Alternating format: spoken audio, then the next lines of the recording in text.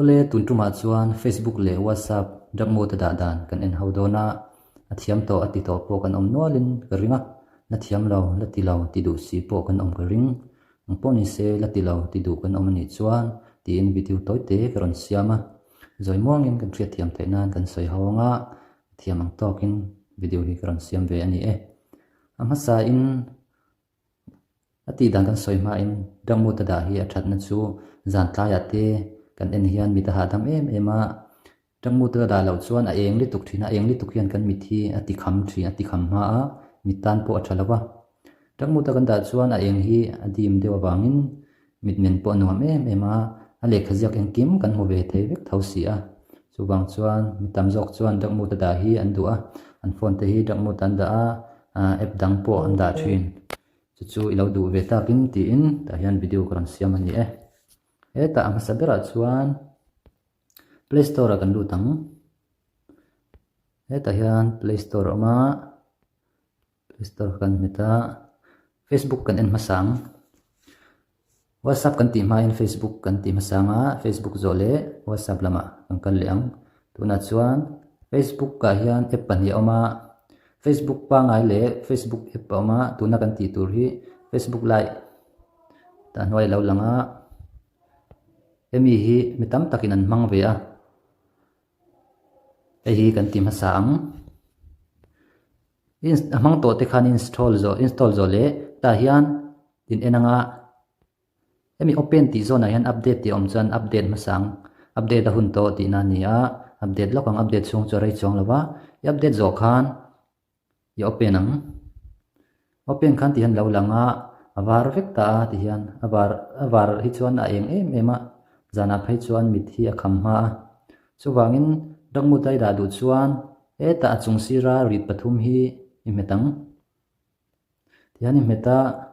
eta la ya hian kan hutayam sitting noi cha hian dangmu ti oma emi hi voi khat khilik keu tur khilika ati khana dum hal en thlang hala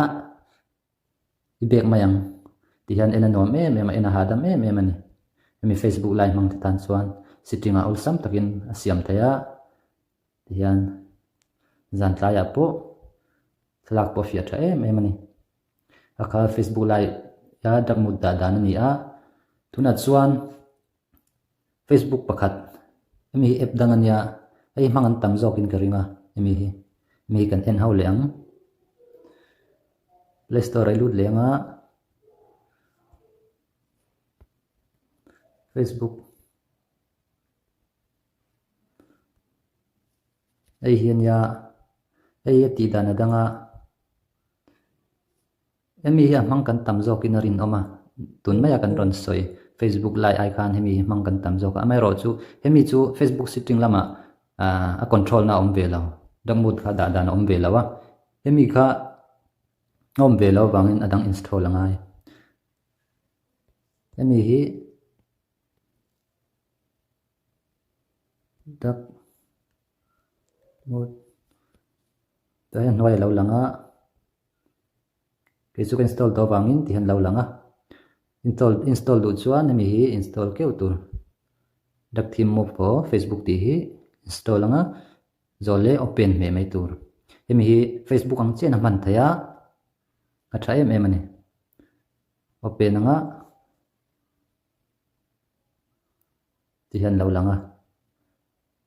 nichina epang chia khan comment like share and kim ma thai beka ti hian ke chu ka login to wangin login tool lawa direct in ka lut ngala nangni chu install zo khan Facebook username le password kha lo di lang cheunga login a thula login zo chia khan ti hian mang thai ai hi dak mod du tan aman thai bok app pakhat mangin ka soi kha in fia thiam em o emi Facebook zok ka chu emi setting a khan edit na control na dak mod ta om lawa wangin io dang app pakhat install a tool chuan pakhat zok Facebook live kan ti helai mi hemi hi chu a setting noi chia khan control na dak mod ta ma wangin thak mai thaya app dang install ngai lo ti khan kan fiat thiam o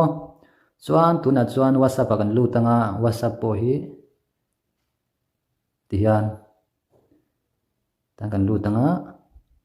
tiang kalau da sa kai su kalau da sa a ta hin lu tang tai lu tanga ta settings ayan lu tang ta lu leng ta hian achung bera ta hian da ka oma chung dewa hian lai oma lai ka dang ka okay